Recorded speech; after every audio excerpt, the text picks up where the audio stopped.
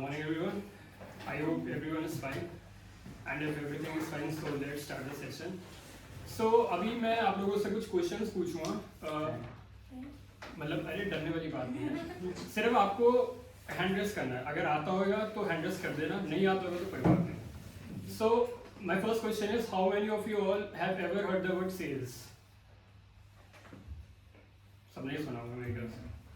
Okay. My next question is, how many of you all have ever heard the word revenue? Okay. Now my next question is, how many of you know the difference between sales and revenue? इसमें किसी का हाथ rays नहीं हुआ. कोई बता सकता है कि सेल्स और रेवेन्यू में क्या है? मतलब किसी भी चीज को हम बेच रहे हैं तो सेल करना, सेल करना और रेवेन्यू उसमें से जो हमें प्रॉफिट अर्न हो रहा है, ये सब जो इनकम जनरेट. नहीं, एक काम करते हैं, एक एक लेके चलते हैं. पहले आपसे स्टार्ट करता हूँ मैं. आपने बोला सेल्स क्या है? मींस बेचना, कोई भी ऑर्डर सेल करना. लाइक अगर मैं एग्जांपल लूँ, मेरा बिजनेस है गारमेंट्स बेचने का, तो उसमें मेरे को सेल्स का क्या मतलब हुआ कि मतलब मैं क्या मानूँ कि सेल्स क्या हुई मेरी? कि हमें कितना अमाउंट ऑफ गारमेंट्स को बेचना है, that could be sales. Okay. कुछ और? जैसे अगर चलो मैं बात करता हूँ होटल इंडस्ट्री की बात करता हूँ. कोई भी XYZ होटल है, तो वो अपनी सेल्स में क्या क्या इंक्लूड करेंगे? रूम से, मतलब रूम कितना बेच रहे हैं वो, उसका cell. Number of rooms, F&B कितना आउटलेट में, बाहर में कितना सेल हुआ हमारा, कितने ड्रिंक्स, फूड का बैंक्वेट्स में कितनी सेल. ठीक है. सपोज करते हैं कि अगर हमारी रूम बुकिंग से सेल हो रही है 2 लाख रुपए की, मतलब हम अर्न कर रहे हैं. लॉन्ड्री सर्विसेज से भी कर रहे हैं 2 लाख रुपए. और जो खाने पीने के खर्चा, जो फूड आइटम्स को बेच कर हम कमा रहे हैं, वो कमा रहे हैं 1 लाख रुपए. तो बेसिकली कितना, 5 लाख हो गया मोटा मोटा. तो ये तो आपने बताया सेल्स, लेकिन फिर रेवेन्यू का क्या मतलब हुआ? अर्निंग मनी, दैट्स वो तो फिर सेल्स से ही कमा रहे हैं ना. वही तो मेरा क्वेश्चन है कि सेल्स और रेवेन्यू फिर डिफरेंस क्या हुआ? रेवेन्यू हुआ मीन सारे एक्सपेंसेस जो हमें सैलरी देना पड़ा या उस सबको आखिरी में जो अमाउंट हमारे पास बचा, दैट्स द रेवेन्यू. प्रदीप थोड़ा क्लोज हो आप, लेकिन पूरा नहीं. कोई और ट्राई करना चाहेगा? सेल्स तो आपने बता दी कि जो मेजर बिजनेस एक्टिविटीज है एक तरीके से उससे रिलेटेड जो हमें पैसा आया, लेकिन फिर रेवेन्यू का क्या मतलब हुआ? मींस टोटल इनकम जो एक वो भी तो सेल्स ही हुई. रेवेन्यू इन टोटल होता है. इन टोटल में कैसे, मतलब वही तो पूछ कि रहा हर हूँ कि चीज- क्या क्या आएगा उसमें? हर सेल्स, जैसे कि आपने बोला कि हमने एक होटल इंडस्ट्री की बात की थी, ठीक है. सेल्स हुई हर एक डिपार्टमेंट वाइज. लाइक हम लोग लॉन्ड्री के लिए, लॉन्ड्री के पर्टिकुलर Housekeeping- वो तो अभी डिस्कस वही तो करा है नहीं, कि लॉन्ड्री के लिए जैसे मैंने कहा 2 लाख रुपए आ गए. वही तो एक्सप्लेन कर हाँ, रहे बोलो, बोलो. हैं. जैसे लॉन्ड्री का अपना सेल आपने बताया कि 2 लाख हुआ, ठीक है. ठीक है. एक पर्टिकुलर उसका एक सेल है. रेवेन्यू बेसिकली उनका समअप है, बेसिकली टोटल कितना है. मतलब जैसे लॉन्ड्री का है, F&B का है और पर्टिकुलर रूम का सेल है, वो उनका कंबाइंड करके जो टोटल आता है सेल, उसको रेवेन्यू बोलते हैं. सेल्स इज फॉर पर्टिकुलर आप लोग, मैं कहूँगा कि जैसे ओजस्वी और प्रतीक दोनों ने बोला कि कुछ हद तक सही है, लेकिन मैं ये कह दूँ कि 100% सही है वो चीज़ नहीं हो पाएगी. रेवेन्यू मेजरली हर सोर्स से मिल जाएगा ना. कि जहाँ से कंपनी अर्न कर रही है, तो देखो रेवेन्यू का, सेल्स पहले मैं बात करता हूँ. सेल्स क्या होता है कि जो मेजर बिजनेस एक्टिविटी होती है ना हमारी, चाहे वो कोई प्रोडक्ट बेचना हो या सर्विसेज को रेंडर करना हो, जितना पैसा हमें उससे मिलता है बेसिकली वो हमारी सेल्स होती है. लाइक अगर मैं होटल का एग्जांपल लूँ, होटल में जैसे मैंने आपको बताया कि फूड बेच के हो गया, या जो वो अपनी सर्विसेज प्रोवाइड कर रहे हैं, लॉन्ड्री सर्विसेज हो गया, रूम बुकिंग के थ्रू हो गया, तो 2 लाख और 1 लाख हो गया था, 5 लाख हमारा, ये तो हो गया था सेल्स. लेकिन ये अगर मैं रेवेन्यू की बात करूँ ना, रेवेन्यू एक ब्रॉडर कंसेप्ट होता है. रेवेन्यू के अंदर सेल्स तो आती है, लेकिन उसके अंदर कुछ अदर इनकम्स भी आती हैं. बताना चाहेगा कोई क्या क्या हो सकती है वो? एक्स्ट्रा इनकम कैसे कह सकते हैं? टिप्स भी हो सकती है ना. अच्छा, मैं एक एग्जांपल लेता हूँ. मान लो एक होटल है, उसके अंदर एक गिफ्ट शॉप खुली पड़ी है, और वो जो गिफ्ट शॉप है वो रेंट देता है होटल को. तो क्या वो रेंट माना जाएगा रेवेन्यू के अंदर उस पर्टिकुलर होटल के अंदर? माना जाएगा? अच्छा। एक और एग्जांपल लेता हूँ, अगर एक होटल है वो अपना कुछ अमाउंट ऑफ मनी जो वो अर्न कर रहा है वो कहीं पे इन्वेस्ट कर देता है, उस पे मतलब एफडी कर देता है और उस पे जो उसे इंटरेस्ट मिल रहा है, क्या वो रेवेन्यू के अंदर आएगा? Yes. श्योर?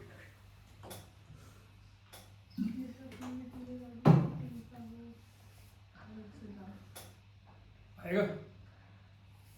फिर से repeat तो करना। बेसिकली जैसे अगर मैं मतलब छोटा सा एग्जांपल लेते हैं, जैसे हमने जहाँ पे काम किया था तो वहाँ पे मतलब वो टी रिजॉर्ट था, तो वहाँ पे एक मतलब छोटा सा वहाँ पे एक शॉप टाइप का था जिधर हम टी सेल करते थे, तो बेसिकली वो भी आएगा क्या रेवेन्यू में जो आप बताना चाह रहे हो? बेसिकली मतलब उनसे जो इनकम जनरेट हो रही है सब नहीं, पहले जो मैंने पूछा उसका आंसर दो आप। क्या? जो गिफ्ट शॉप खुली थी उसका अगर रेंट आएगा और रहेगा तो वो रेवेन्यू माना जाएगा? Yes. मान Yes. जाएगा, ठीक है। अब अगर जो मैंने बोला था कहीं पे अगर एक होटल अपना पैसा इन्वेस्ट कर देता है, एफडी करा देता है बैंक में, तो उस बैंक से ऑब्वियसली बात है उसे इंटरेस्ट मिलेगा एफडी पे, तो क्या वो इंटरेस्ट भी इंक्लूड होगा रेवेन्यू के अंदर? हो सकता है, क्योंकि उससे वो वापस आते बैंक पे ही रहेगा। क्योंकि आपने जैसे बोला कि रेवेन्यू के अंदर सब कुछ इंक्लूड हो जाता है, Yes. तो फिर तो ये भी होना चाहिए ना। हाँ। तो रेवेन्यू के अंदर बेसिकली यही होता है, एक ब्रॉडर कॉन्सेप्ट है, रेवेन्यू सेल्स को इंक्लूड करेगा ही करेगा, साथ में इसमें कुछ पर्टिकुलर इनकम्स आती हैं, वो अभी हम डिस्कस करेंगे। तो सबसे पहले रेवेन्यू रिकग्निशन, ये जो हमारा कॉन्सेप्ट है आज का, इसके ऊपर जो अकाउंट जैसे असावरी का था accounting standard number 3 cash flows में पढ़ा था, तो वो 3 था, और जो रेवेन्यू रिकग्निशन हम पढ़ेंगे उसका अकाउंटिंग स्टैंडर्ड नंबर है 9। तो 9 के अकॉर्डिंग जितना भी ट्रीटमेंट वो बताएगा वो हमें इसमें पढ़ना पड़ेगा कि क्या होता है। तो एक डाउट है जो आपने बोला कि जो बैंक से अगर इंटरेस्ट आ रहा है तो आएगा कि नहीं आएगा? बिल्कुल आएगा। अभी मैं वो एक क्लासीफाई करूंगा बेसिकली कि मेजर क्या क्या चीजें हैं जो अंदर आएंगी उसके अंदर, जो इंक्लूड होंगी रेवेन्यू के अंदर। तो ये रूल 9 जो आप बता रहे हो ये किसके द्वारा दिया गया है? जैसे वो जो रूल्स हैं सर अकाउंटिंग स्टैंडर्ड नंबर 9 जो हमारा institute of chartered accountants of India है, वो सारे अकाउंटिंग स्टैंडर्ड्स को डिफाइन करता है कि पर्टिकुलर कोई अकाउंटिंग स्टैंडर्ड किससे डील करेगा। जैसे कि असावरी और अपना उसका कॉन्सेप्ट था योगिता का, उनका था कैश फ्लो स्टेटमेंट, तो वो 3 में बताया गया सारे कि कैश फ्लो की क्या क्या अकाउंटिंग एंट्रीज कितने नंबर्स हैं ऐसे? सर 1 से 29 टोटल है, जिनमें से एक कैच ये कि अकाउंटिंग स्टैंडर्ड नंबर 6 और 8 जो वो स्क्रैप हो चुका फुली। तो इन टोटल अगर हम शॉर्ट में बोले तो आज की तारीख में जो एग्जिस्ट करते हैं है वो 1 से 29, लेकिन टोटल 27 है क्योंकि 6 और 8 स्क्रैप हो चुके हैं।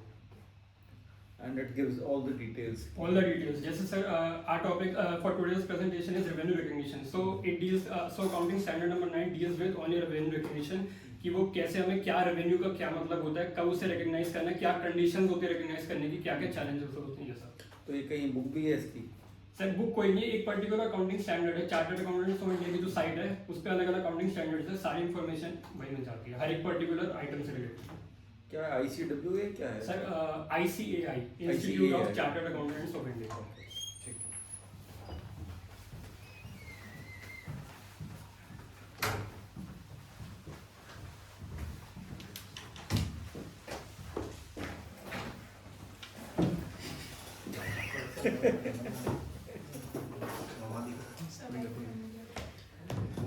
टोल लगा रेवेन्यू रिकग्निशन।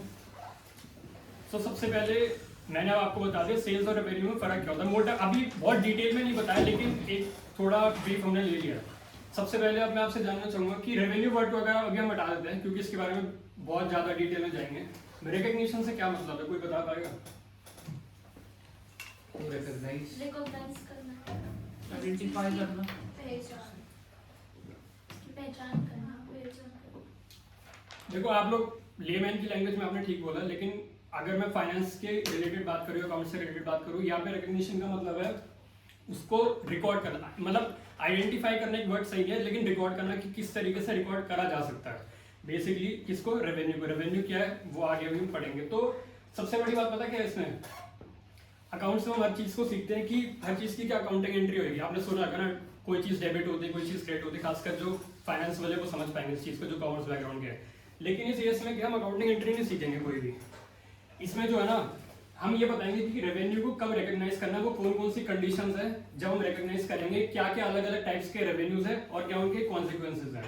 ये सब हम सीखेंगे। तो इसमें अकाउंटिंग एंट्री नहीं सीखेंगे, लेकिन रेवेन्यू को एक्चुअल में कब रिकॉर्ड करना है हम वो सीखेंगे।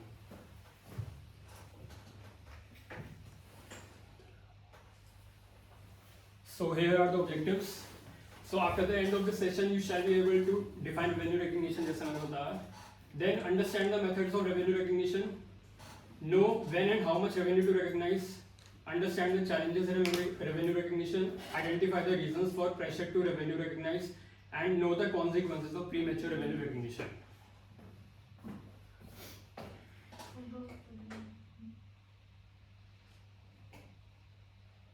So first is what is revenue. अब थोड़ा डिटेल में, क्योंकि वो था एक शॉर्ट में बता दें कि रेवेन्यू क्या होता है, अब बारी थोड़ी डिटेल में बात करने की कि what actually revenue is. So basically क्या होता है, रेवेन्यू जो है ना वो हमारा टोटल ग्रॉस इनफ्लो होता है पैसे का। अब पैसा हमारे पास आ भी सकता है, नहीं भी आ सकता, यानी कि रिसीव्ड हो भी सकता है और नॉन रिसीवेबल भी हो सकता है, मतलब हो सकता है फ्यूचर में आए, अभी नहीं आया पर हो सकता है आ जाए। तो इसमें रिसीव्ड और रिसीवेबल दोनों आते हैं। ग्रॉस इनफ्लो होता है जितना टोटल पैसा हमारे पास आया है, वो चीज़ होती है रेवेन्यू। रेवेन्यू का मतलब आप सिंपल सा समझ सकते हो एक तरीके से इनकम।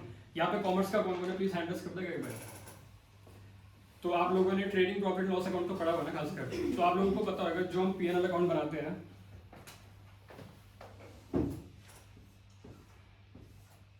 इसकी दो साइड होती है, डेबिट और क्रेडिट। कोई बता सकता है क्रेडिट साइड पे क्या क्या जो आइटम्स है वो आते हैं, मतलब एक्सपेंसेस आते हैं, इनकम्स आते हैं। भाई कॉमर्स वो तो पढ़ा है ना। डेबिट और क्रेडिट साइड में नहीं पता क्या क्या आता है, इनकम आते हैं, एक्सपेंसेस आते हैं। भाई पक्का एक्सपेंसेस आते हैं, तुमने पढ़ी है कॉमर्स। इनकम आती है भाई यहाँ इनकम पे। आती है।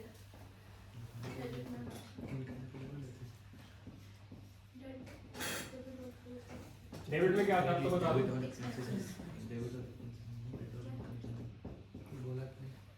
तो यहाँ पे जो है हमारी इनकम्स आती है क्रेडिट साइड में, और डेबिट साइड में हमारे आते हैं एक्सपेंसेस। लेकिन जैसे कि आपको पता है इनकम्स तो यार हजारों लाखों करोड़ों कितनी भी हो सकती है, लेकिन पता है रेवेन्यू रिकग्निशन जो हमारा अकाउंटिंग स्टैंडर्ड है, इसकी बस एक छोटी सी लिमिटेशन है। ये बेसिकली डील करता है सिर्फ और सिर्फ 5 टाइप की इनकम्स हैं।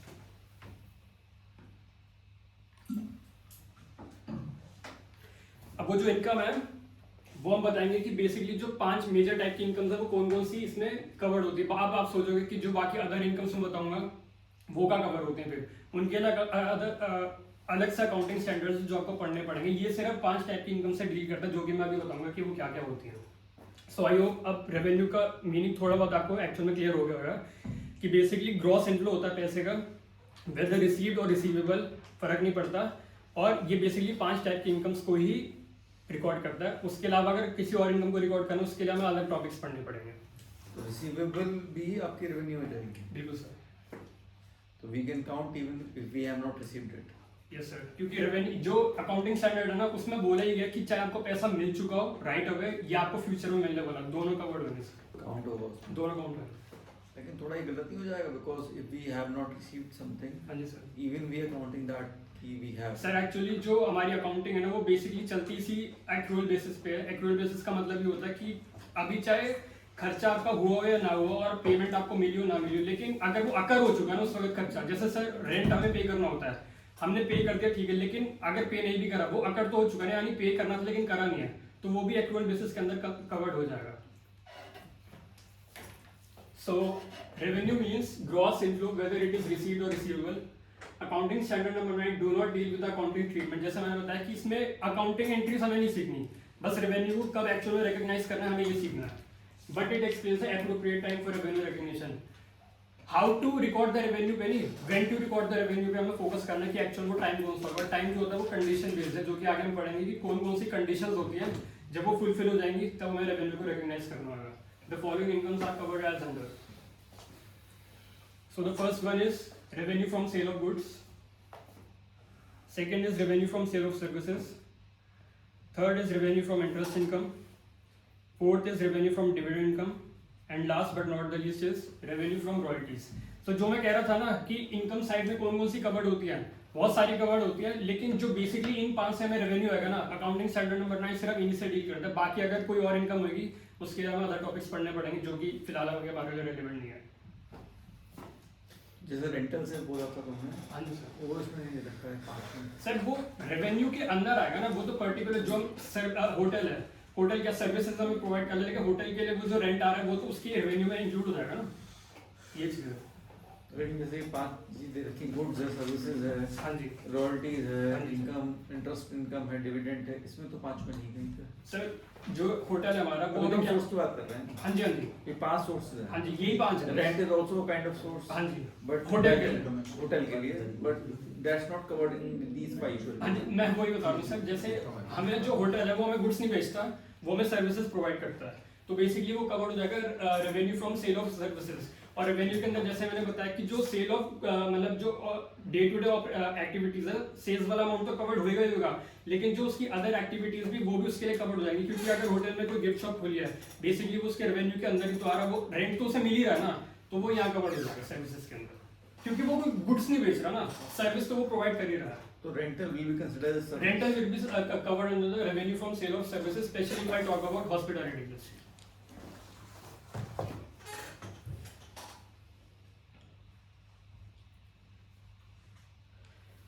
So now we study the common conditions to recognize all 5 revenues. Common conditions का मतलब कोई बताना चाहेगा कि कुछ ऐसी मतलब common से यहाँ का मतलब क्या है?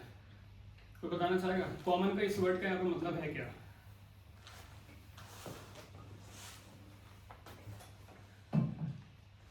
कॉमन का मतलब क्या होता है लेमैन की भाषा में? बेसिक कॉमन का सीधा सा मतलब ये है कि जितने भी 5 टाइप के रेवेन्यूज मैंने आपको पढ़ाए थे ना, कुछ ऐसी कंडीशन है जो हर एक रेवेन्यू के अंदर इंक्लूड होएगी। कुछ ऐसी कंडीशन है जो पांचों के पांचों रेवेन्यू जो है ना वो उनके अंदर इंक्लूड होनी है, भले ही कोई और हो या ना हो, ये तो होंगी। अब वो कंडीशंस क्या क्या वो एक करके देखना। So the first one is entity should have a reliable estimate of amount of revenue. So इसमें क्या है कि कोई भी एंटिटी, अगर मैं हॉस्पिटैलिटी इंडस्ट्री की बात कर लूँ, वो कह रहा है कि should have a reliable estimate of amount of revenue. आप लोग अगर कुछ भी बेचते हो तो आप जब भी किसी को कुछ बेचते हो तो आपको नहीं लगता कि सबसे पहले आप उसका भाव तो मतलब तय कर लेते हो कितने में बेचना है, या कुछ भी ऐसे फ्री में बेच देते हो? कभी तो बेचते हो ना। तो जब तक आपको यही नहीं पता रहेगा कि आपको क्या चीज़ कितने में बेचनी है, आप उसका अकाउंटिंग ट्रीटमेंट करके कैसे लोगे? लाइक अगर होटल ही है, होटल की बात करता हूँ मैं, कोई भी गेस्ट उसके पास रहने मतलब रूम बुकिंग्स के लिए आया तो पहले ये तो डिसाइड करेंगे कि हमें अपना रूम कितने में बेचना है, या वैसे ही कितने में बेच देगा। जब तक आपको अमाउंट ही नहीं पता होगा कि आप कितने में अपनी कोई भी चीज़ सेल करोगे, आप उसे रिकॉर्ड कैसे करोगे? समझे? किसी भी चीज़ को रिकॉर्ड करने के लिए उसका भाव तो पता होना चाहिए कि क्या है। अगर भाव नहीं पता होगा रिकॉर्ड क्या करोगे? चाहे वो होटल है या कोई भी एंटिटी, कोई भी कंपनी, कोई मैन्युफैक्चरर है, सर्विस प्रोवाइडर है, हर एक को अपनी कीमत पता होती है कि मैं जो भी प्रोडक्ट बेच रहा हूँ, सर्विस प्रोवाइड कर रहा हूँ, वो कितने का है। जब उसे पता होगा तभी एक्चुअल में वो उसका ट्रीटमेंट भी कर पाएगा। उसे पता होगा कि मैं कितने का बेच रहा हूँ, वरना बुक्स में क्या लिखा गया वो अपनी अकाउंटिंग बुक्स में कि कितने का बेच रहा हूँ। तो ये कंडीशन जरूरी होती है।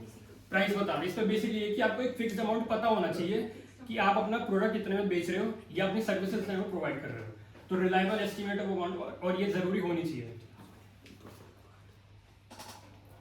So next up is, it should also be certain that ultimate collection of revenue will be completed.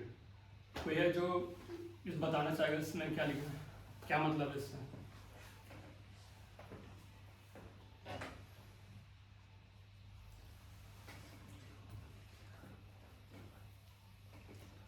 English to Hindi कर दोगे वर्ड बाय वर्ड तो आ जाएगा समझ में।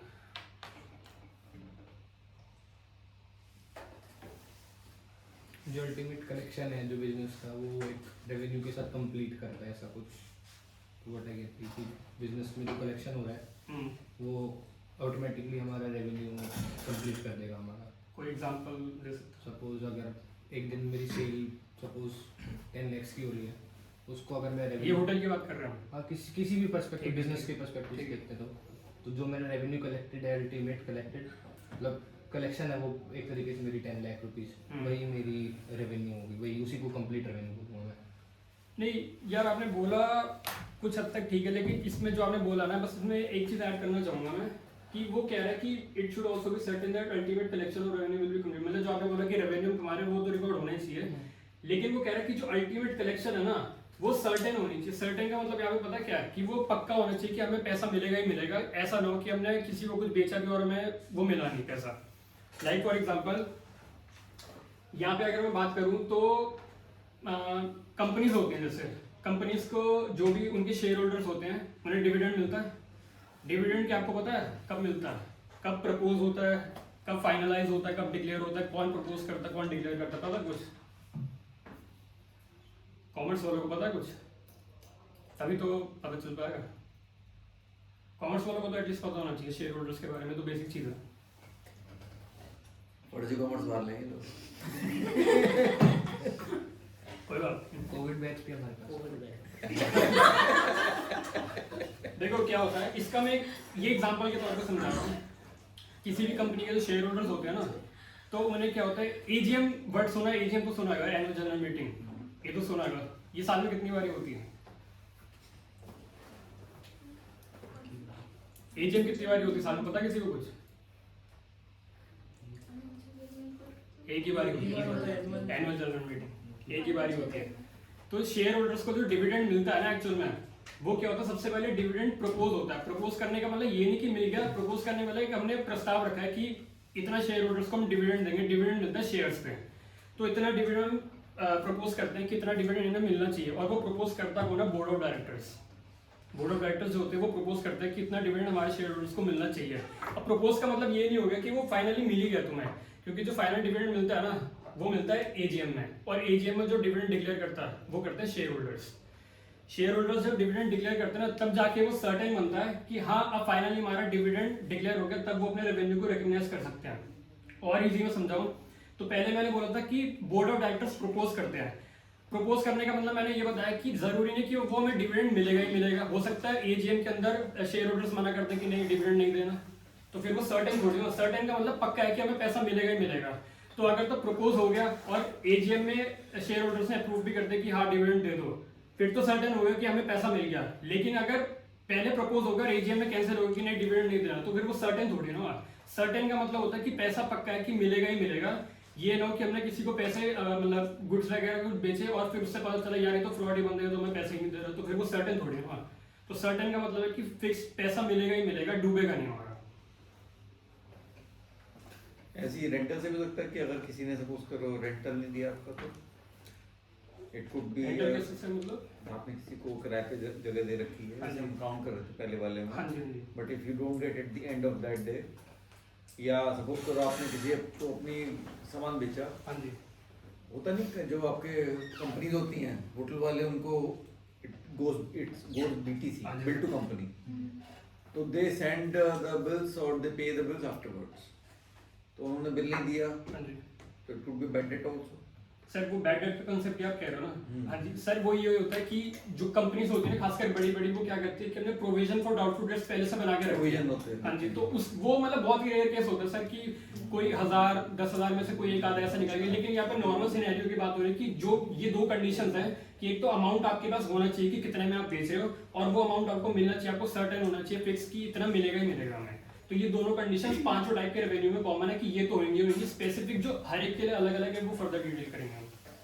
क्योंकि बैंक्स भी प्रोविजनिंग करते हैं हाँ जी, कि भैया सपोज करो हमने इतने लोगों को लाखों लोगों को लोन बांटा, लेकिन जरूरी नहीं सबसे वापस आए, बिल्कुल सर। और ये तो होता ही है कि कई सारे बैड डेट की संभावना तो सर रहती है, तो इसलिए वो प्रोविजन बना के रखते प्रोविजनिंग हैं। होती है।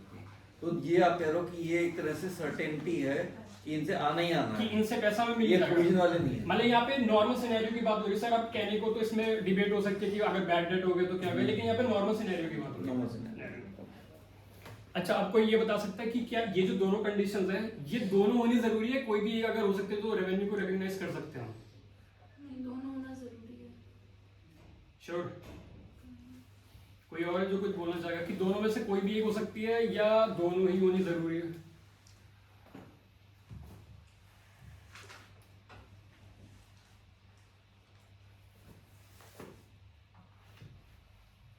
दोनों होनी जरूरी है। ये रेड में इसलिए मार्क कर दिया क्योंकि आपको एक नोट रहे, पता रहे कि दोनों होनी जरूरी है। ये नहीं कि कोई भी एक अगर हो गई तो रेवेन्यू रिकॉर्ड कर सकते हैं, दोनों होनी जरूरी है हमारी कंडीशन यहाँ पे। तो ये तो थी बेसिक कंडीशन, वापस से मैं रिपीट करता हूँ, तो कॉमन जो हर एक टाइप के रेवेन्यू में कवर्ड होनी ही चाहिए, ठीक है।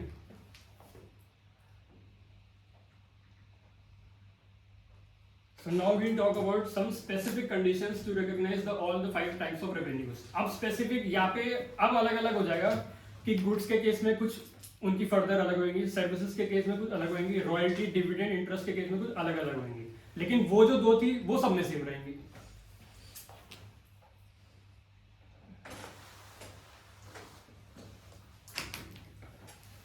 सो first one is revenue from sale of goods.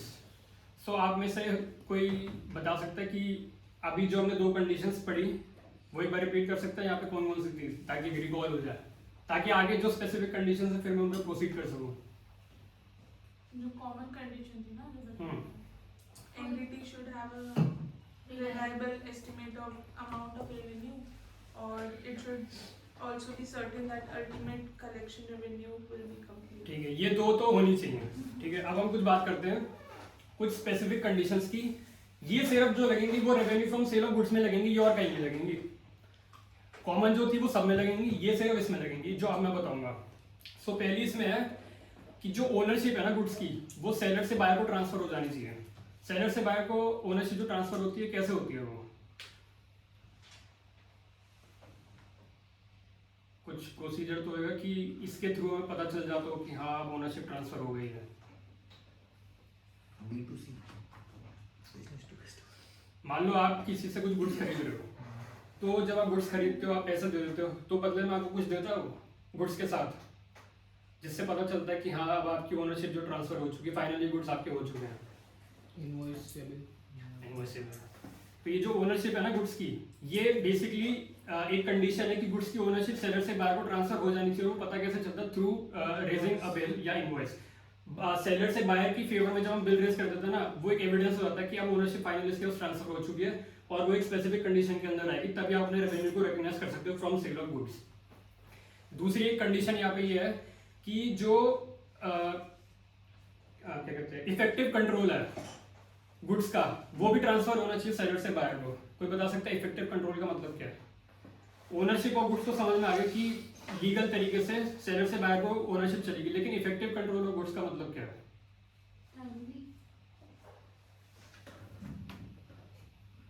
Anyone want to try?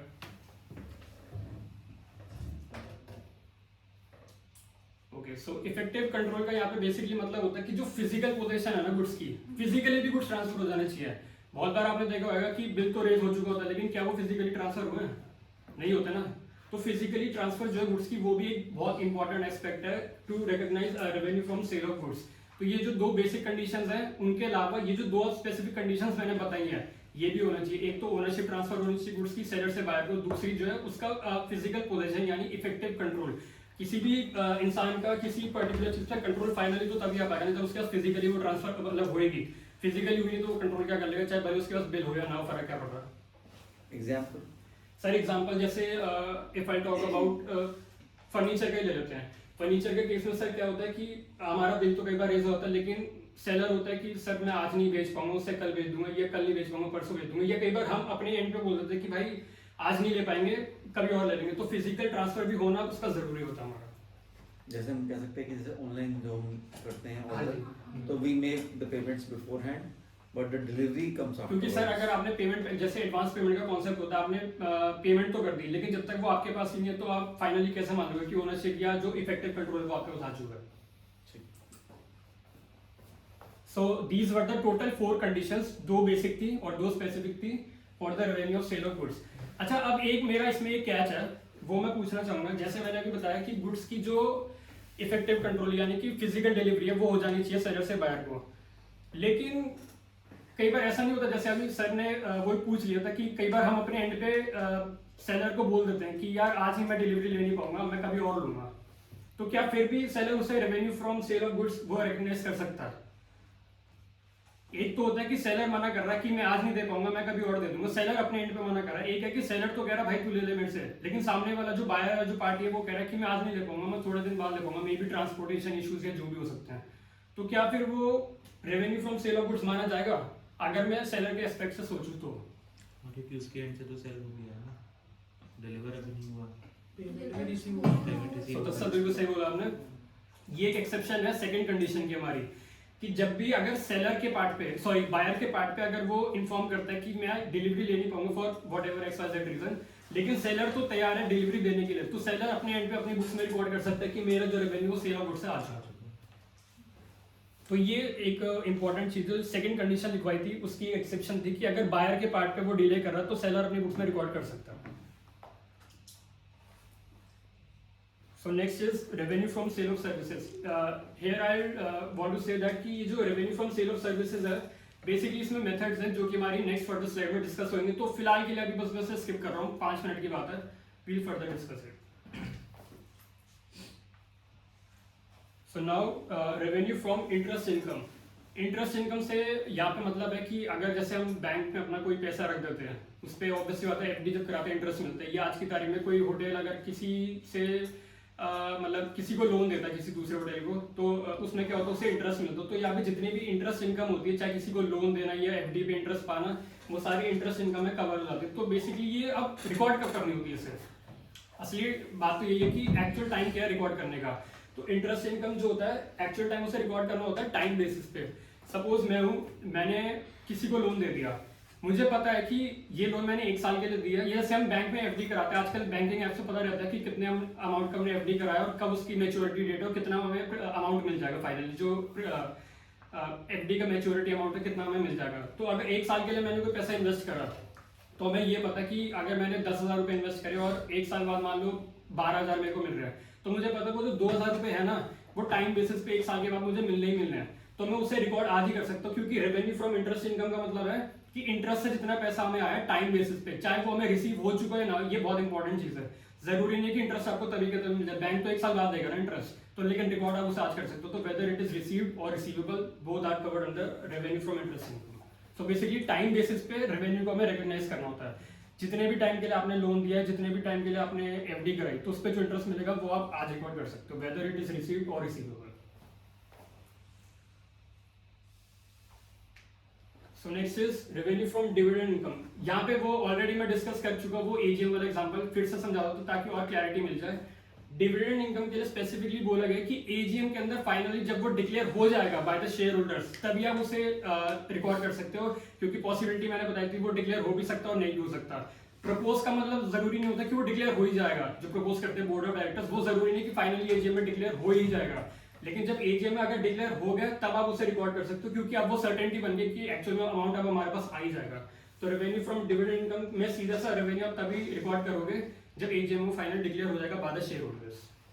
When you say by the shareholders, तो suppose करो मैंने एक क्लाइंट का शेयर ले लिया, I am a shareholder, तो I can declare।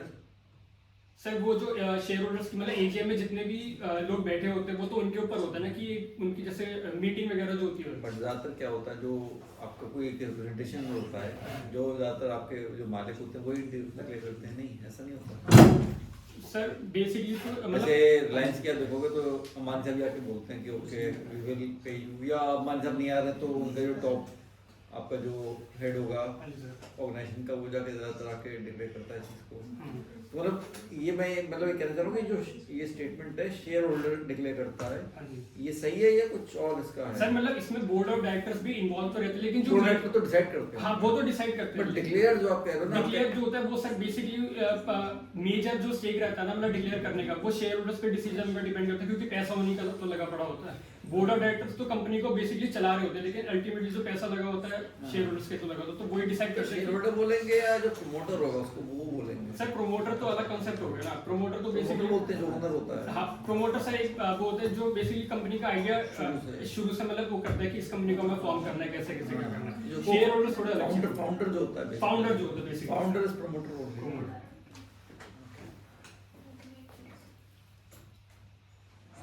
So last but not the least is revenue from royalties. Royalty का कोई मतलब बताना चाहेगा क्या होता है?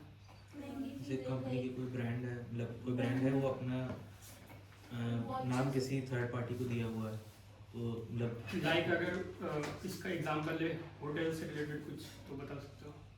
एग्जांपल जैसे सपोज मैरियट होटल है, तो मैरियट ने अपना ब्रांड का नाम एक किसी पर्सन को दिया है वो जो उस नाम से अपना चला रहा है, तो उससे उसका क्योंकि ब्रांड रिकॉग्निशन ऑलरेडी है मार्केट में मैरियट की, तो जो ब्रांड उसके लिए रॉयल्टी डिसाइड होती है कि मेरे ब्रांड पे इतना वैल्यू देना होगा।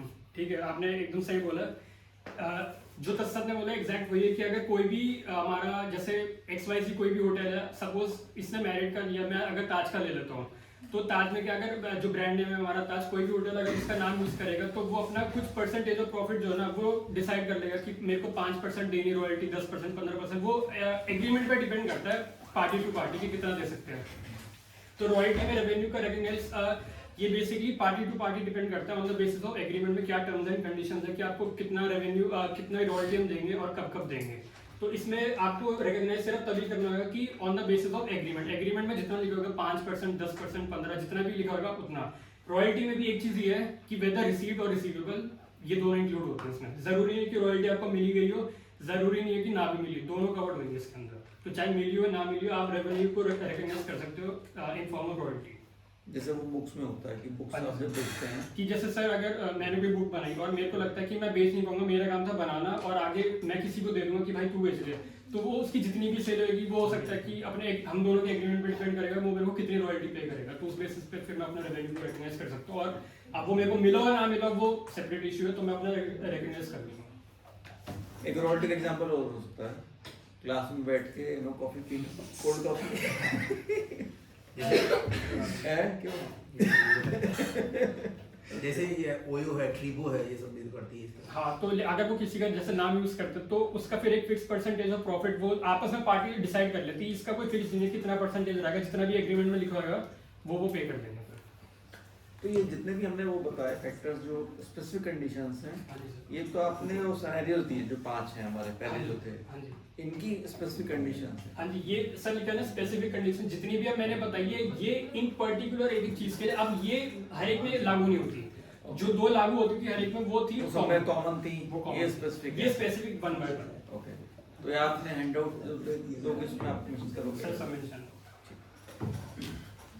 सो जैसा कि सर ने भी बोला, मैं वापस से एक बार और क्लैरिफाई कर दूं थोड़ी ज़्यादा इजीनेस के लिए कि जो वर्ड से समझ में आ रहा है स्पेसिफिक कंडीशन जो पढ़ाई ये सिर्फ इन्हीं के लिए पढ़ाई है मैंने, बाकी वो जो 2 मेन थी वो सबके लिए थी।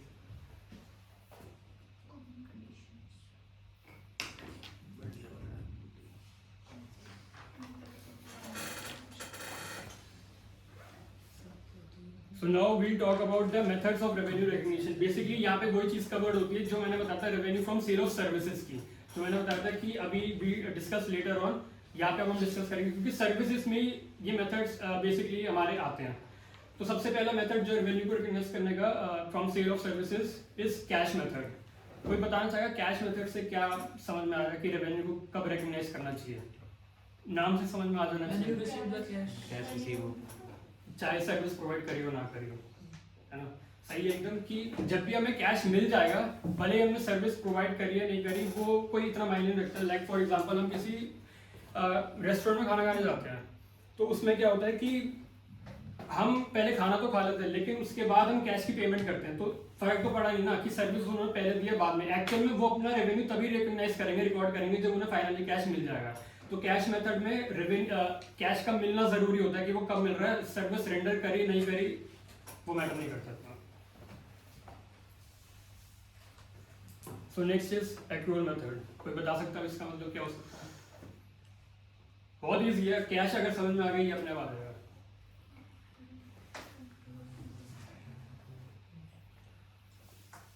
एक्रूअल का क्या मतलब होता है? कॉमर्स बैकग्राउंड है तभी तो पूछा। खासकर जो कॉमर्स बैकग्राउंड है वो बता सकते हैं। अगर कैश मेथड में समझ में आ गया, थोड़ा आइडिया लगाओगे तो पता चल जाएगा एक्रूअल में क्या हो सकता है।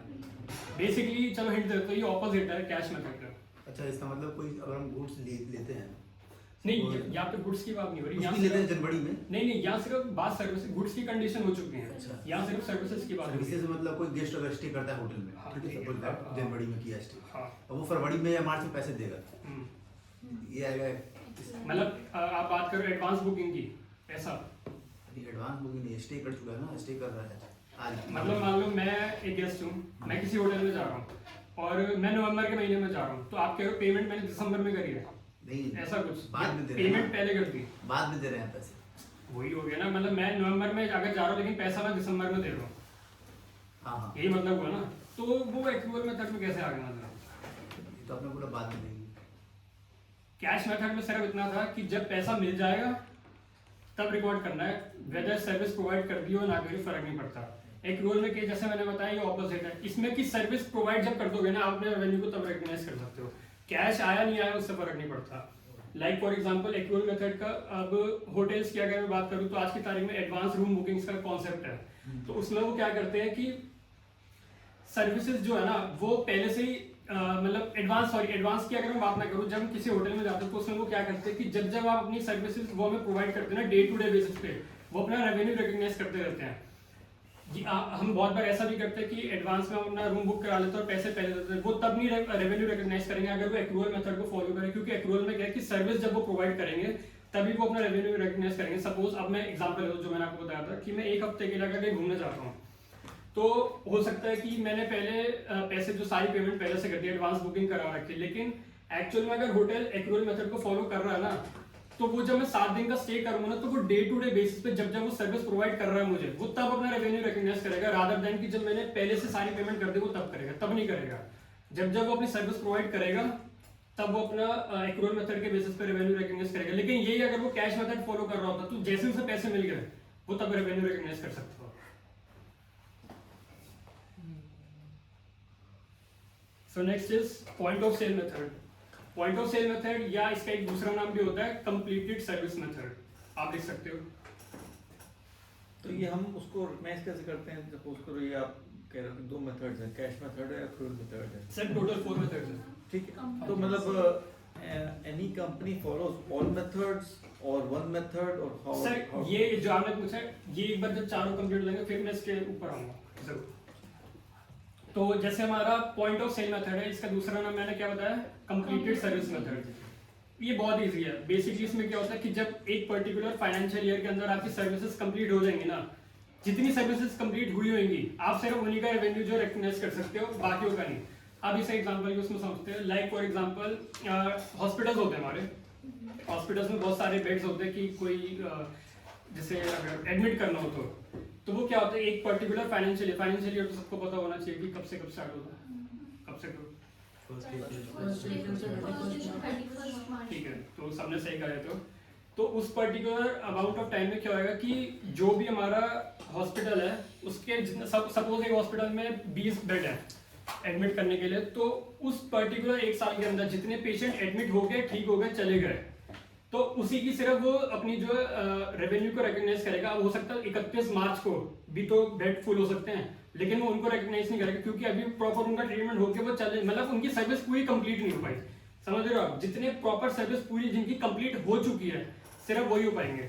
लाइक फॉर एग्जांपल अगर मैं इसमें भी होटल की बात करूँ, होटल में भी बहुत सारे रूम्स होते हैं और गेस्ट आके स्टे करते हैं, तो एक पूरे साल के अंदर जितने गेस्ट आ गए और आके चले गए, जिन्हें सर्विस सारी प्रोवाइड हो गई, सिर्फ उन्हीं का इसमें जो रेवेन्यू उनसे आया वही रिकॉर्ड होगा, रादर देन कि जो 31 मार्च को भी हमारे गेस्ट रह रहे हैं उन्हें हम इग्नोर कर देंगे, उनका फिर प्रॉफिट हम आगे जाके रेवेन्यू अगले साल में रिकग्नाइज करेंगे। तो इसमें से इतना है कि जितने कवर्ड हो गए बस वो हो गए, जो भी चल रहे हैं वो फर्दर कवर्ड होंगे। फिर जो 31 मार्च को चेक हाँ वो अगले साल के जो चेकआउट करा उस दिन, अगर 31 को विद इन कर लिया ना फाइनेंशियल तो वो कवर्ड हो जाएगा ना, तभी तो कह रहा हूँ कंप्लीटेड मतलब जो कंप्लीट हो चुका है। जब 31 को मैंने अगर पेमेंट कर दी तो वो काउंट हो वो जाएगा, काउंट नहीं करी तो नहीं। नहीं तो वो अगले साल में कैरी हो जाएगा। So last method is percentage of completion method. अब ये बहुत सही मेथड है। इसमें क्या होता है कि परसेंटेज ऑफ कंप्लीशन में ना जो कंप्लीटेड सर्विस वाली चीजें वो तो इन्वॉल्व होंगी। ये बेसिकली एक तरीके से समझ लो एक ब्रॉडर कंसेप्ट है। इसमें वो सारी चीजें तो कवर होंगी जो आपने कंप्लीट कर दी हैं, इसमें वो भी कवर होगा जो अभी एरियो ने बताया कि अगर कोई उस पर भी रह रहा है 31 मार्च को और उसकी सर्विस चलती रह रही है तो वो भी इसमें कवर होगा। लाइक फॉर एग्जांपल जो हमारे वेब डिजाइनर्स होते हैं तो वो क्या करते हैं, वो वेबसाइट्स वगैरह बनाते रहते हैं, तो उन्हें पता रहता है कि लगभग कितनी टाइम में कितनी वेबसाइट बन जाएगी। तो जो जो वेबसाइट उनकी बन चुकी होती है वो तो कवर्ड हो जाएंगी, लेकिन जो नई भी बनी होती है तो वो क्या करते हैं एक प्रोपोर्शनेट बेसिस पे ना, लाइक फॉर एग्जांपल उन्हें एक वेब डिजाइनर को इतना एक्सपीरियंस होता है कि वो बता सके कि कितना परसेंटेज ऑफ जो डिजाइन है वो कंप्लीट हो चुका हमारी वेबसाइट का। तो लेट सपोज 50%, 60, 70% जितना भी अब परसेंटेज कंप्लीट हो चुका है प्रोपोर्शनेट बेसिस पे, उसका रेवेन्यू वो रिकॉग्नाइज कर लेगा along with point of sale method में जो रेवेन्यू आया था। यानी कि जो कंप्लीटेड सर्विस है वो तो आएंगी इसमें, जो अभी चल रही है ना, जो अभी करंट चल रही है उनका वो प्रोपोर्शनेट बेसिस पे निकालेगा कि इस साल के एंड तक कितना कंप्लीट हो चुका है। लाइक वेब डिजाइनर में मैंने बोला कि 31 मार्च तक उसे पता है कि यार मेरी 10 मैंने वेबसाइट्स तो बना ली, लेकिन जो मैं 11वीं बना रहा हूँ ना वो 70% काम उसका कंप्लीट हो चुका है, तो 70% की इनकम को वो रिकॉर्ड कर लेगा, बाकी 30% फिर वो आगे जाके कैरी फॉरवर्ड होगा। लेकिन वही पॉइंट ऑफ सेल मेथड में ऐसा नहीं था, वो इस पूरे को इग्नोर कर देगा, सिर्फ जो कंप्लीट होंगे उन्हीं को रखेगा। जैसे मकान फ्लैट्स बनते हैं, तो सपोज करो 10 माले की बिल्डिंग है, हाँ जी सर। तो जो तुम्हारा उसको क्या बोलते हैं, CLP प्लान ना, कंस्ट्रक्शन लिंक प्लान, जो बिल्डर होता है तुम्हारा, हाँ जी सर। आपने सपोज करो फ्लैट खरीदा, तो आपका सपोज करो 9th फ्लोर पे है, हाँ जी। तो वो बस बात नीचे से बनाना शुरू करेगा वो, तो जब टीन से डालेगा आपकी, तो he'll charge you certain amount, हाँ जी सर। 30%, तो वो आपका तो फ्लैट नहीं मिला आपको, लेकिन सर उसने तो बेसिकली उसमें डाला। जो आप कह रहे हो ना, ये सर्विसेज के अंदर ही कवर्ड होता है। तो ये इसमें परसेंटेज ऑफ कंप्लीशन मेथड वाले में आएगा, जो मैं एग्जांपल दे रहा हूँ, या नहीं? नहीं, वो किसी में नहीं आएगा, क्योंकि इसमें कोई सर्विस प्रोवाइड नहीं होती ना, आप समझ रहे हो सर? अच्छा, ये सर्विस की बात, सिर्फ सर्विसेज के लिए ये जो मैं बात कर रहा हूँ वो वो सर्विस तो नहीं हो पाएगी वो- सर। वो- हाँ जी।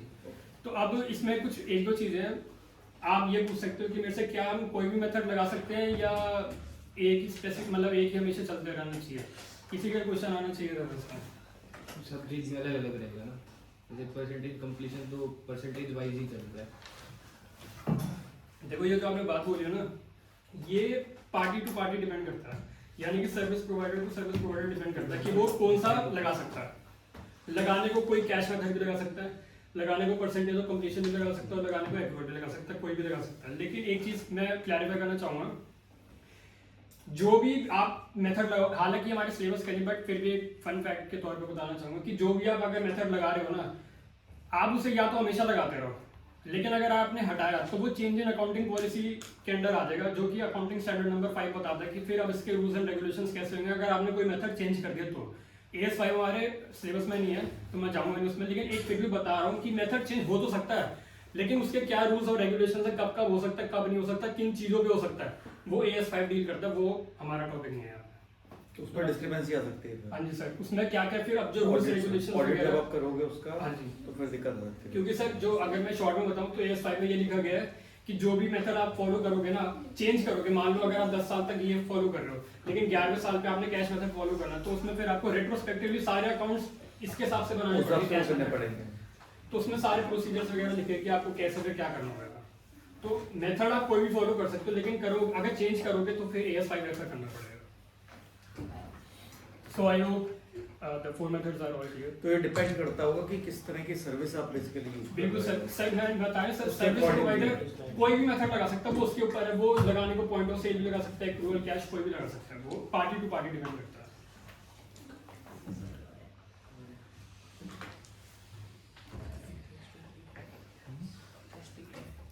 So now comes the challenges in revenue recognition। जब भी हम किसी रेवेन्यू को रिकॉग्नाइज करते हैं यानी कि रिकॉर्ड करते हैं, तो कुछ ना कुछ चैलेंजेस भी आ सकते हैं। So the first one is timing issues। कोई बता सकता है कि टाइमिंग इश्यूज में क्या मतलब चैलेंजेस हम फेस कर सकते हैं? अगर मैं होटल इंडस्ट्री की बात करूँ तो कोई एग्जांपल दे सकता है कि टाइमिंग रिलेटेड क्या चैलेंजेस आ सकते हैं? जैसे बात की फाइनेंशियल ईयर वाली कि 31 मार्च के बाद वो सीधा 1 अप्रैल में जा रहा है, तो उसमें भी थोड़ा सा होगा। I think so. थोड़ा सा और कोई और ट्राई करना चाहेगा?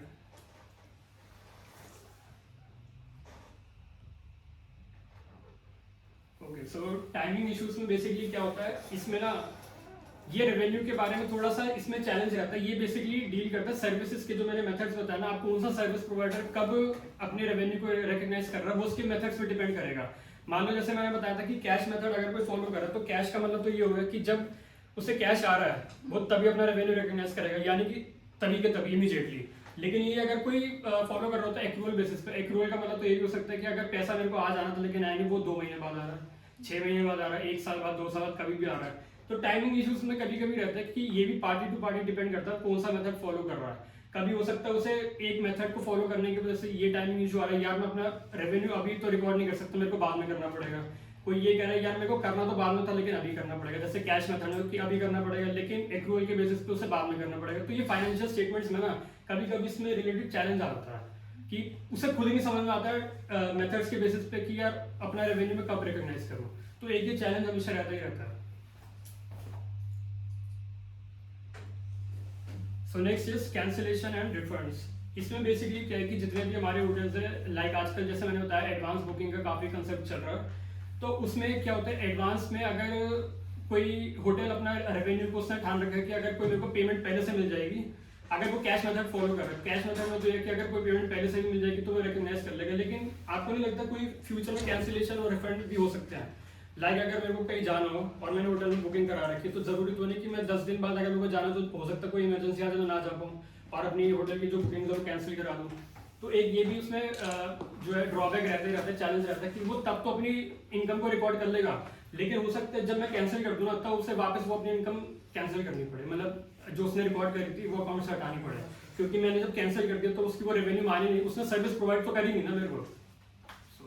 बट इस केस में ऐसा भी तो होता है जैसे हम होटल्स में कैंसिलेशन करते हैं तो कुछ टाइम ही होती है कि इस परसेंट सपोज आप वही बताना चाह रहे हो कि पर्टिकुलर कुछ फीस वो रख लेते हैं अपने पास, जो वो रख लेते हैं ना वो अपना रेवेन्यू को रिकॉर्ड कर लेंगे, और जो बाकी का अमाउंट जो मतलब वो वापस रिफंड करेंगे वो फिर रिकॉर्ड नहीं होगा। बेसिकली कैंसिलेशन फीस कुछ प्रोविजन जैसे हम करते नहीं थे जो ओवर बुकिंग होती है आपकी, वो हम किसको कंसिडर करते हैं, वो करते हैं कि नो शोज कितने हो सकते हैं।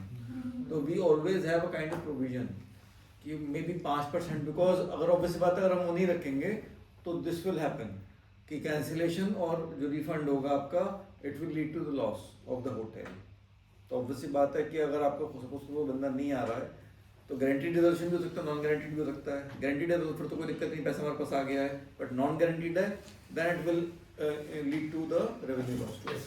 और बेसिकली जो वो कैंसिलेशन फीस का बताया था, तो अगर कुछ भी मान लो 1000 रुपये की हम बुकिंग कराई थी लेकिन उन्होंने बोला हम 200 रुपये रख लेंगे, तो वो रेवेन्यू को रिकग्नाइज कर सकता है, बाकी 800 रुपये को उन्हें नहीं करना पड़ेगा। जो आ गया मतलब वो जो आगे जो कैंसिलेशन फीस अगर किसी होटल की कोई पर्टिकुलर पॉलिसी कितना हम रखेंगे तो वो रिकॉर्ड कर लेंगे।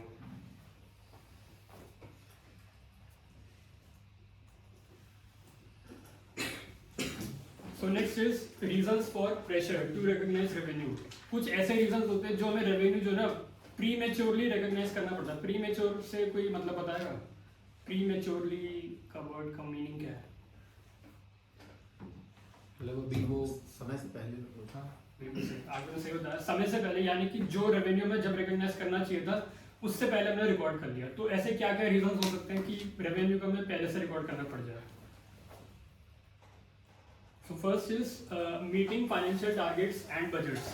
इसमें क्या होता है कि होटल्स के आज की तारीख में अपने अपने कुछ टारगेट्स के कुछ बजट्स होते हैं कि वो कहते हैं कि हमें इतने टाइम में इतना कमाना है रेवेन्यू। लाइक फॉर एग्जांपल अगर मैं बात करूँ कोई भी एक पर्टिकुलर होटल ले लो आप, तो वो एक महीने में अगर सपोज कह रहा है कि स्पेसिफिकली रूम बुकिंग्स के थ्रू मेरे को 50 लाख रुपए का रेवेन्यू कमाना है, लेकिन साल के महीने के एंड में उनका जो प्रॉफिट आया वो था 45 लाख रुपीज़ का।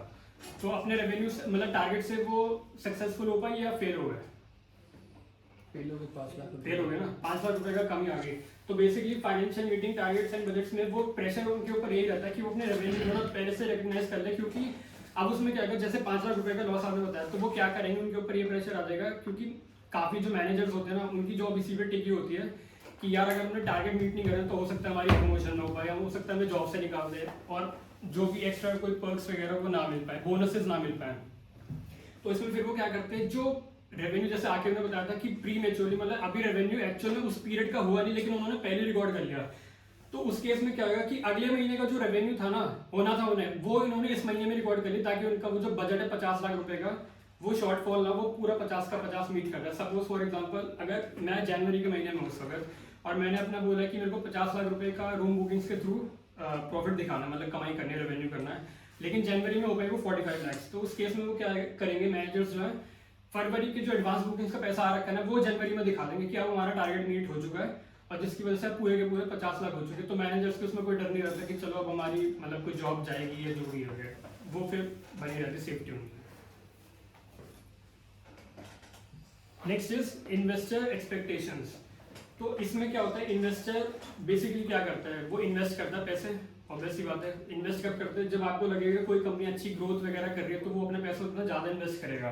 तो इसमें क्या होता है, अगर आपने अपनी जो भी टारगेट्स वगैरह बनाए थे अगर आप उस पर सक्सेसफुल नहीं हो पाता ना उसे अचीव करने में, तो होटल्स वगैरह क्या करते हैं, वो इसमें भी क्योंकि टॉपिक ही ऐसा है कि प्री मेच्योर रिकग्निशन, वो इसमें भी एडवांस को जो पहले से रिकग्नाइज कर देते ताकि इन्वेस्टर्स को ये दिख रहा है कि जिस कंपनी या जिस होटल में मैं इन्वेस्ट कर रहा हूँ वो स्टेबल है एकदम, ऐसा नहीं कि उसके जिसमें मैं इन्वेस्ट कर रहा हूँ उसकी प्रॉफिट काफ़ी ज़्यादा गिर रहे हैं, तो उस केस में वो क्या करते हैं, एडवांस वाले को वो अभी पहले रिकॉर्ड कर लेते हैं और दिखाने के लिए कि हाँ भाई हम एकदम सही है, और इन्वेस्टर आगे हमें इन्वेस्ट कर सके, वो मतलब कोई भी ये बहाना ना मार सके कि नहीं आपका होटल इतना प्रॉफिट नहीं कर रहा, हम इसमें इन्वेस्ट नहीं कर सकते। तो एक रीज़न ये भी है। नेक्स्ट इज बैंक और लेंडर रिक्वायरमेंट्स। तो बैंक और लेंडर का बेसिकली जो मोटिव होता है वो ये होता है कि पैसे किसी को उधार पे देना, लाइक अगर बड़े बड़े होटल्स हैं उन्हें रेनोवेशन कराना होता है या पूरी की पूरी बिल्डिंग डिमोलिश करके कोई और फर्दर एक्सपेंड करना होता है अपना बिजनेस, तो उस केस में क्या करते हैं, बैंक या लेंडर वगैरह के पास जाते हैं जो हमें पैसे देते हैं। तो उनके ऊपर जो प्रेशर आता है ना होटल्स के ऊपर रेवेन्यू को प्रीमेच्योर रिकॉग्नाइज करने का, मान लो आपने ऐसे देखो अगर हम कार की बुकिंग्स वगैरह कराते हैं या कोई बहुत बड़ा लोन लेते हैं, तो होते नहीं बैंक से पहले सारी फाइनेंशियल स्टेटमेंट देखता है कि आपका प्रॉफिट वगैरह कैसे, उसी बेसिस पे वो लोन देता है। तो होटल्स के केस में भी ऐसा है कि जब ये जाते हैं बैंक्स के पास, तो बैंक देखता है कि आपका नेट प्रॉफिट कितना है, वो स्टेबल है नहीं, अगर कुछ ऊपर नीचे हो तो हो सकता है बैंक फिर उन्हें लोन देने से मना कर दे। तो ये क्या करते हैं, अपने प्रॉफिट को बराबर रखने के लिए कोई अगर किसी महीने में चूक भी जाए तो अगले वाले महीने का पहले से रिकॉर्ड कर लेते, ताकि बैंक्स इनको लोन देने में हेजिटेट ना हो और वो लोन दे सके इनको जो भी काम करना, चाहे वो एक्सपेंशन के लिए या जिस मर्जी चीज के लिए। Next is competitive industry practices. ये नाम से समझ में आ जानी चाहिए, दो होटल्स अगर कोई भी है एक पर्टिकुलर सिटी के अंदर, तो उनके बीच में कॉम्पिटिशन रहता है। मान लो एक अपने प्रॉपर तरीके से चल रहा है कि जितना मैंने रेवेन्यू कमाया मैं उतना ही कर रहा हूँ, और एक है कि यार मेरा रेवेन्यू इससे कम होगा, तो क्या कर सकता है अपने एडवांस वाले को पहले से रिकॉर्ड कर लेगा, ये दिखाने के लिए कि मैं भी एक अच्छी पोजीशन में हूँ। इसमें यही है basically.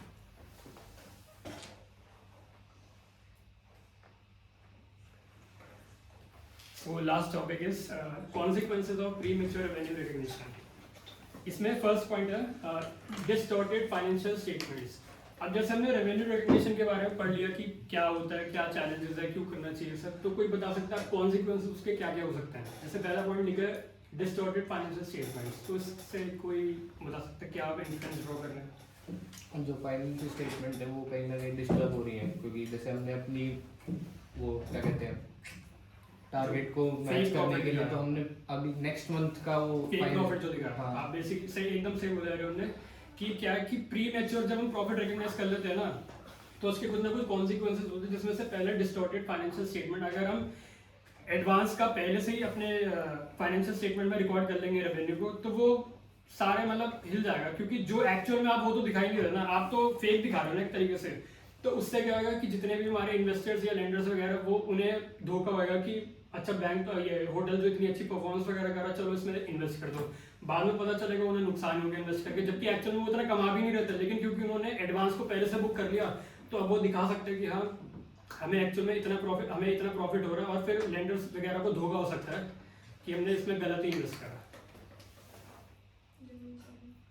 Next is operational missteps. ये बेसिकली डे टू डे उसकी बात करता है, लाइक अगर हम बात करें तो ऑपरेशनल मिसस्टेप्स में क्या है कि इसमें भी कॉन्सिक्वेंसेस ये प्रीमेच्योर रिकॉग्नाइज करने का, कि अगर हमने सपोज मैं आज एक डेट पे खड़ा हूँ, लेकिन मैंने आगे अगले एक महीने के लिए हमें पता है कि 100 एडवांस बुकिंग्स हमारे पास आ रखी हैं गेस्ट की, तो उस केस में क्या होगा कि एडवांस बुकिंग्स जो है ना, अगर कोई होटल पहले से उसे रिकॉग्नाइज करा प्रीमेच्योरली, तो कॉन्सिक्वेंस ये हो जाएगा कि अब उसे पता है कि अगली एडवांस 100 बुकिंग्स है मेरे पास, तो वो क्या करेगा, यार अगर 100 है तो हो सकता है स्टाफ भी ज़्यादा रखना पड़े मेरे को सबको मैनेज करने के लिए, जो फूड आइटम्स वगैरह वो भी उसका स्टॉक भी अच्छा खासा मेंटेन करना पड़ सकता है। लेकिन जैसे मैंने बताया एडवांस का मतलब ये तो नहीं होता कि गेस्ट आएंगे, हो सकता है वो कैंसिल हो जाए। तो कॉन्सिक्वेंसेस फिर इसमें ये हो सकते हैं कि जो आपने सैलरी मतलब अपने एम्प्लॉयज को रखा, उनको जो आपने पैसा दिया और ऑपरेशनल कॉस्ट वगैरह जो है वो सारी बेकार चलेगी। जो खाने पीने का स्टॉक आपने पहले से एडवांस में मंगा लिया था कि लोग अभी आएंगे, लेकिन वो आए नहीं, तो स्टॉक में जितना पैसा आपने लगाया वो सारा बेकार हो जाएगा। तो एक ये कॉन्सिक्वेंसेस का। Next is undermining investor confidence.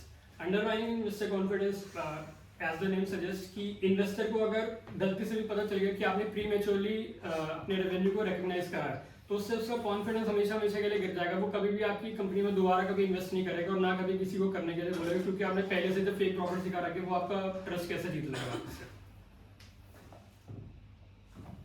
Last is legal penalties and reputational damage. Legal penalties में कुछ भी हो सकता है कि अगर जैसे ऑडिटर्स, जो कल सर ने कॉन्सेप्ट पढ़ा, ऑडिटर्स जब भी किसी कंपनी को ऑडिट करने आते हैं किसी होटल वगैरह का, तो वो देखते हैं कि आपकी फाइनेंशियल स्टेटमेंट सही बनी है नहीं बनी, लेकिन अगर आपने फेक प्रॉफिट उसमें दिखा रहा होगा तो आप पकड़े जाओगे और फिर उसके कुछ लीगल कॉन्सिक्वेंसेज होंगे, मे भी आपको बहुत हैवी फाइन हो सकती है या कोई डायरेक्टर्स को जेल वगैरह भी हो सकती है, तो वो सब इसमें कवर जाएंगे। और क्योंकि जब ये सब हो जाएगा मैनेजमेंट के साथ, तो रेपुटेशन का डैमेज तो ऑब्वियसली फिर होगा। So now it's time for class assignment. इसमें बेसिकली क्या होगा कि नौ लोग हैं, तो मैं कहूँगा असावरी टू एरियन एक ग्रुप बन जाओ और योगिता और आगे तक एक ग्रुप बन जाओ। सो होगा क्या कि बेसिकली 2 क्वेश्चन होंगे, आपको उन दोनों के आंसर करने हैं, लेकिन ट्विस्ट ये है कि with in the group competition होगा। ग्रुप बनाने का पर्पस ही यही है कि with in the group competition हो, आपके लिए एक क्वेश्चन होगा और आपके लिए एक क्वेश्चन होगा, जो सबसे तेज और सही आंसर देगा उसे रिवॉर्ड मिल जाएगा। Thank you. और इसके लिए ना कोई चैट जीपीटी का इस्तेमाल अगर प्लीज अपने फोन सामने रखो।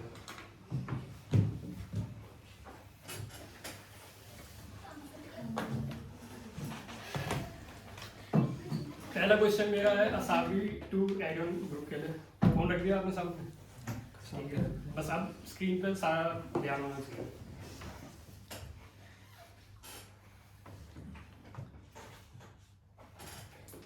So the question is, a company Fashion Limited is engaged in manufacturing of garments. They provide you the following information on 31st March 2021, and you are required to advise the accountant of Fashion Limited the amount to be recognized as revenue in these case.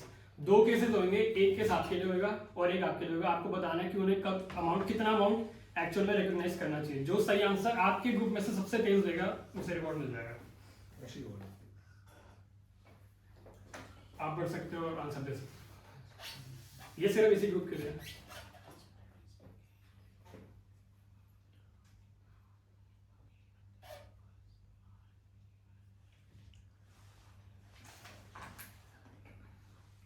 अब जो मैंने concept आपको पढ़ाया था, तो उसके basis पे अगर आप थोड़ा लगाओ अपना माइंड, तो हो जाना चाहिए क्या।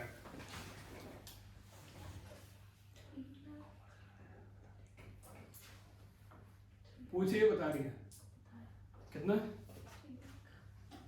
3 लाख, सही है एकदम। कोई रीजनिंग इसकी स्पेसिफिक? 4 लाख का 25%। क्या क्या? 4 लाख का 25% के बेसिस पे जाता है तो 3 लाख।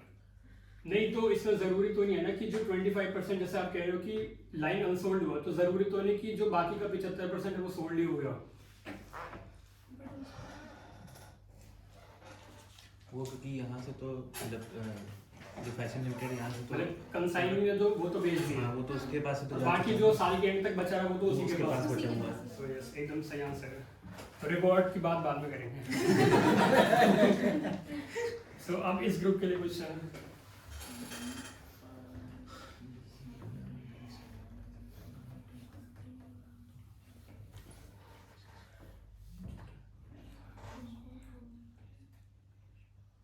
ये अगर मैं एक थोड़ा सा बता दूं तो हल्का सा ट्रिकी क्वेश्चन है, क्योंकि बिल्कुल इजी दे दूंगा तो मजा नहीं आएगा। थोड़ा दिमाग लगाओगे तो हो जाएगा, लेकिन अगर क्वेश्चन की लैंग्वेज पढ़ोगे ना तो हो जाएगा।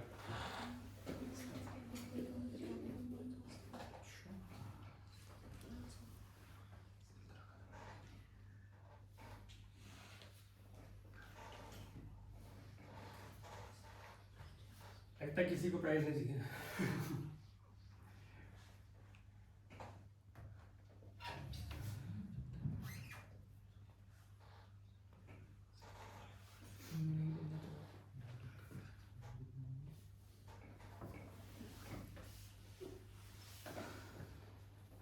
कोई आइडिया नहीं?